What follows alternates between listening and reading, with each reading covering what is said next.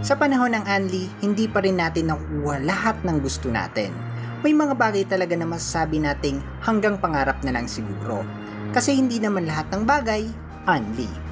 Marami pa rin may limitasyon. Pero yung mangarap, yan ang walang limitasyon. Kung gagawan mo ng paraan lahat ng pangarap mo, siguradong makukuha mo rin yung gusto mo. Basta lagi mo lang tatandaan at iisipin, sa bawat limitasyon, merong kang pangbawi, merong kang solusyon. Ang buhay parang sayaw. Dapat kabisuluhin mo yung galaw para makasabay ka sa tugtog. Parang pagsabay mo sa pangyayari sa buhay mo. Pero may mga araw na nawawala ka rin sa tiyempo. Nagkakamali, nadadapa, nakakalimot. Pero kung sanay na sanay ka ng sumayaw at kabisado mo yung tugtog, siguradong makakasabay ka ulit at makakabalik ka sa tiyempo. Kaya practice lang ng practice. Hindi magtatagal, makukuha mo rin yan. At sa susunod na sayawan, hindi ka na may iwan. Ang buhay parang kanta. Kailangan mo ng ilang mga bagay para mabuo. Dapat may tono, dapat may letra, dapat may tutugtog, dapat may kakanta. Ganun din ang buhay. Para maging maganda, dapat may tumutulong, dapat may sumusuporta. Kung wala yung mga yan, wala kang mabubuo. Wala kang magagawa. Kung gusto mong may marating sa buhay, dapat handa kang tanggapin lahat ng tulong na pwede mong makuha. At pag may narating ka na, dapat ikaw naman ang tumulong sa iba. Ang una mong gagawin para matuto ng kahit ano, iyong pag-amin sa sarili mo na wala kang alam. Kasi kung masasabi mo sa sarili mo yan, wala kang alam, hindi ka mahihiyang magpaturo, hindi ka mahihiyang magtanong. Yung mga tunay na magaling, hindi tumitigil ng pag-aaral yan eh. Yung isip nila parang basong hindi napupuno. At pag hindi napupuno, laging pwedeng lagyan ng laman. Minsan talaga, hindi natin may iwasang magsinungaling. Pero dapat lagi nating isipin na yung kasinungalingan parang ano yan eh. Parang butas sa lupa. Habang hinuhukay, lalong lumalalim. At pag hindi mo tinigilan, dadating yung panahon na sa sobrang lalim niya, hindi ka na makakaahon. Sana wag nating hayaan na mangyari sa atin to. Bago pa tayo mabaon sa hukay, umahon na tayo at tabunan na natin yung butas. Okay lang na matisod tayo paminsan-minsan, basta wag nating kalimutan na ang mas mahalaga ay yung katotohanan.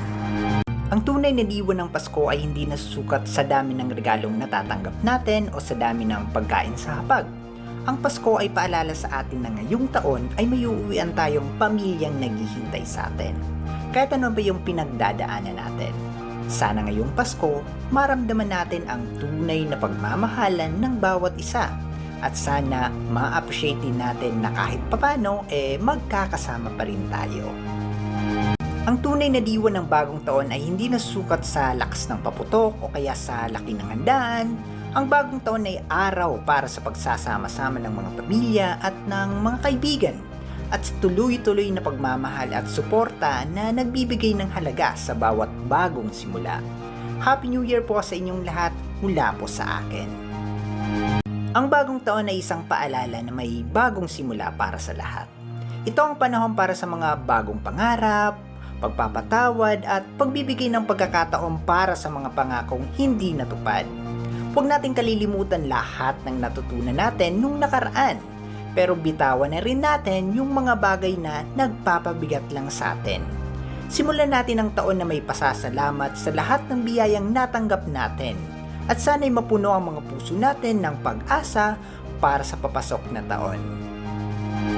Sa panahon ngayon, bihira na raw yung taong malinis. Hindi na raw sa basurahan nakakakita ng basura. Mas marami na raw basura sa social media. Marami na rin kasing nagkakamali na pagkakamali ang chismis yung balita. Mga bagay na hindi naman dapat nalalaman ng iba, ayan tuloy nabubulgar pa. Minsan tuloy akala ng iba pareho silang mahalaga. Sana matuto tayong umintindi kung ano yung pagkakaiba nila. Yung mga personal na bagay dapat atin-atin na lang eh. At kung ayaw nating pag-usapan tayo ng iba, pagsikapan na lang natin yung tama sa isip, sa salita at sa gawa. Iba-ibang kulay ang nakikita natin sa paligid. Merong matingkad, meron din namang medyo madilim. Ang buhay parang kulay din. Minsan matingkad pag masaya, minsan malungkot pag madilim, Ang maganda sa kulay, pwedeng paghalu-haluin.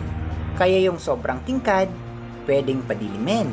At yung medyo madilim, pwedeng patingkarin. Basta lagi nating tatandaan, ang tamang kulay ng buhay magdidepende sa timpla natin. Mahalaga sa buhay ang magkaroon ng malinis na reputasyon. Hindi ko sinasabing dapat wala kang kapintasan dahil lahat naman tayo nagkakamali paminsan-minsan. Pagsikapan mong maging tapat, mapagkakatiwalaan, at may malasakit sa iba. Pag ganun naging buhay mo, ibang tao na ang pupuri sa'yo. Hindi mo kailangang ipagsabi, hindi mo kailangang ipagmayabang. Kung mawawala ka na sa mundo at wala kang maiiwang kayamanan, ang pinakamagandang maipamamana mo ay ang pangalan na may karangalan. Lahat ng tao may kanya-kanyang limitasyon, pero wag nating hayaan na yung limitasyon ng iba ang magdikta nung sa atin. Pero sana alam din natin kung hanggang saan lang talaga yung kaya nating abutin. Kung hindi natin kayang gawin, dapat kaya nating tanggapin.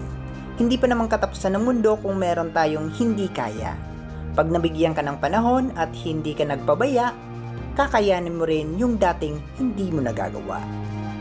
Thank you po sa inyong lahat, pero pinakamalaking pagpapasalamat ko po ay kina Mama at Papa. Ma, Pa, kayo po ang dahilan kung bakit po ako nandito at kung sino po ako. Nung una, akala ko po madali lang ang buhay, pero habang nag-grow po ako, na-realize ko po na hindi po pala ganoon kadali, lalo na po lately. Marami pa po pala akong hindi alam at marami pa po akong dapat matutunan. Thank you din po kasi hindi po kayo nagiging selfish sa lahat po ng bagay. At dahil din po sa inyo, nagkaroon po ko ng mapagmahal na pamilya, mapagmahal na kaibigan, at soon, mapagmahal na partner. Mahal na mahal ko po kayo. Wag po sana kayong magsasawang mag-guide sa akin. Thank you po. Isa sa mga hindi maiiwasang bagay ay ang pagbabago at marami sa atin kinakabahan kapag may padating na pagbabago sa buhay. Hindi naman kasi lahat ng pagbabago maganda. May mga nangyayari kasi sa buhay natin na hindi natin gusto, hindi natin inaasahan pero nangyayari pa rin. Dapat pa rin nating lagpasan, dapat pa rin nating harapin. Kung maganda ang pagbabago, medyo mabilis tayong makabawi. Pero kung hindi naman maganda ang pagbabago, medyo natatagalan. Pero pag nalampasan natin ang lahat ng yon, mas gumagaan lahat ng pagbabagong dumarating. Ang sabi nga nila, ang hindi lang naman nagbabago ay yung mismong pagbabago. At kung kaya nating tanggapin ang katotohanan yan, hindi na natin pa siya kailangang iwasan. Nakapaglaro ka na ba ng chess? Kung hindi pa, madali lang siyang matutunan. Pero habang tumatagal, masasabi mong hindi pala siya ganon kadaling diskartehan. Ang buhay minsan parang chess. Dapat kaya mong mag-isip ng solusyon sa gitna ng mahirap na sitwasyon. Minsan kailangan mo pang may maisakripisyo para makuha yung gusto mo. Sa chess man o sa totoong buhay, kailangan magaling kang dumiskarte. Dapat alam mo kung kailan ka aatras para makabuelo, at dapat alam mo rin kung kailan ka susugad para naman manalo.